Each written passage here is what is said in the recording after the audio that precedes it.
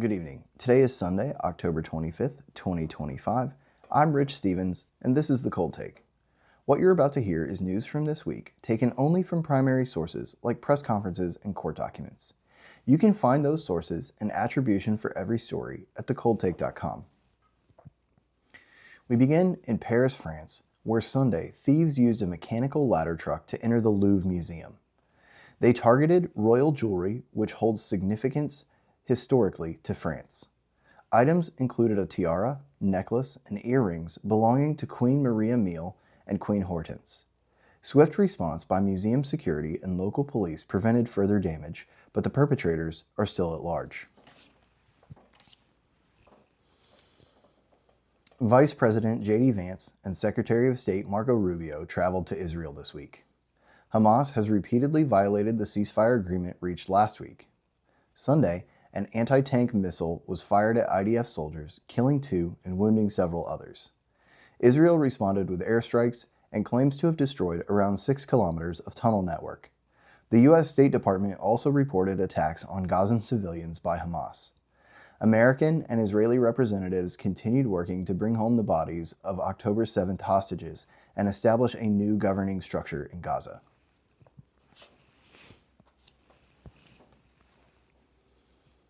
In late September, we reported on California Assembly Bill 1127. The law bans the sale or transfer of any, quote, semi-automatic machine gun convertible pistol, effectively banning modern Glock pistols. This week, the Austrian firearms manufacturer announced that it will discontinue production of all double-stack magazine models. Additional details are available at thecoldtake.com. Andrew Cuomo, Curtis Sliwa, and Zoran Mamdani participated in a 3-candidate debate on Wednesday night ahead of the New York City mayoral election on November 4th. The 90-minute debate was largely combative. Candidates discussed the cost of living in New York City, education standards, and which candidate is most favored by President Donald Trump. Pete Hegseth has directed the Pentagon to require members of the media to wear visible press badges when present. The Pentagon has asked journalists to sign a new agreement stating that they will not be in certain areas without an escort and that they will not solicit unauthorized access to information from Pentagon staff. Many members of the press refused to sign, turned in their credentials, and left, alleging this to be a violation of the First Amendment rights of the press. Hegseth pointed out that the Pentagon is an active military base and access by the press or the general public may be granted by the military but is not a right.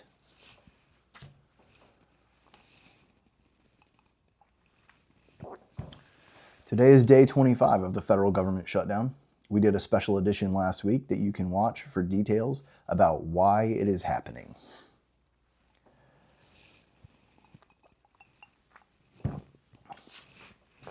And Wednesday, in Florida, Governor Ron DeSantis announced that drivers in the state will receive rebates on their auto insurance.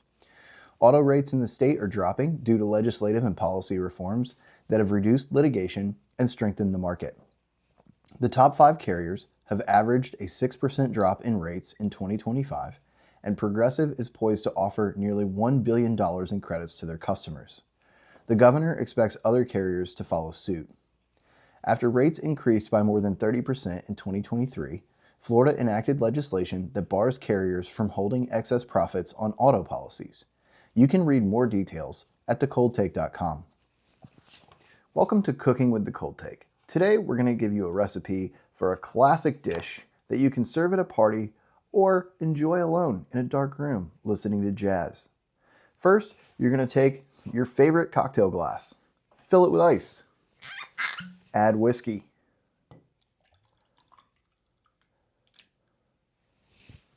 we're having a Redwood Empire Pipe Dream bourbon whiskey today. And that's it. Enjoy. Follow me for more recipes. That's delightful. Markets rose to all-time highs this week. The Dow gained nearly 1,000 points to close at 47,202. NASDAQ closed at 23,204, and the S&P 500 finished at 6791. All closed at their highest weekend values ever. Gold slid for the first time since mid-August and sits at $4,113 per ounce. Moving to sports, Sunday in Austin, Texas, Max Verstappen led into turn 1 from pole position and never looked back. Lando Norris and Charles Leclerc swapped positions early, but Norris passed Leclerc late to finish second. Championship leader Piastri came home in 5th. The Mexican Grand Prix will be in progress when this video goes live. The McLaren of Lando Norris starts from pole, ahead of Charles Leclerc in the Ferrari, with Hamilton, Russell, and Verstappen rounding out the top 5.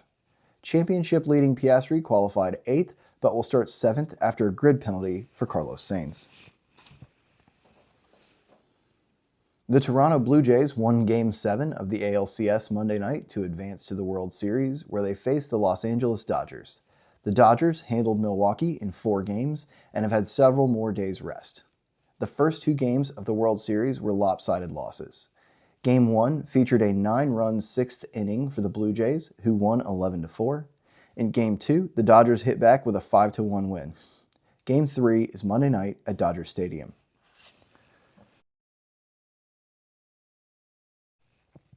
The NBA season kicked off Tuesday, but the big news out of the league came Thursday. FBI Director Kash Patel announced the indictment and arrest of Portland Trail Blazers head coach Chauncey Billups and Miami Heat guard Terry Rozier. The arrests were part of 2 separate but related cases involving sports bet rigging, money laundering, and rigging of illegal high-stakes poker games.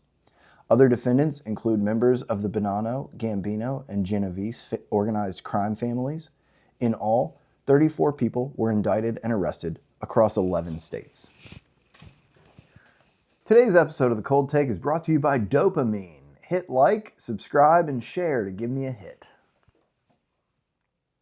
In college football, Ohio State and Georgia both had bye weeks, and the rest of the top 10 handled their business.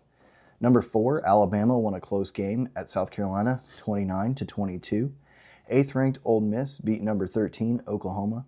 The Tar Heels of Bill Belichick looked better in a 17-16 overtime loss to 17th-ranked UVA, and Mizzou lost out to Vanderbilt by 7 points and only about 4 inches on a last-second Hail Mary.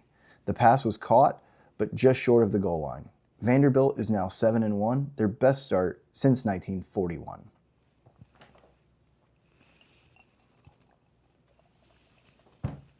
And finally, Sunday, the University of Florida announced the firing of head coach and play caller Billy Napier.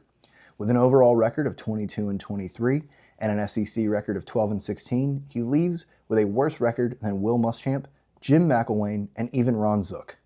The last head coach to complete a season with a worse winning percentage at Florida was Raymond Wolf in the 1940s.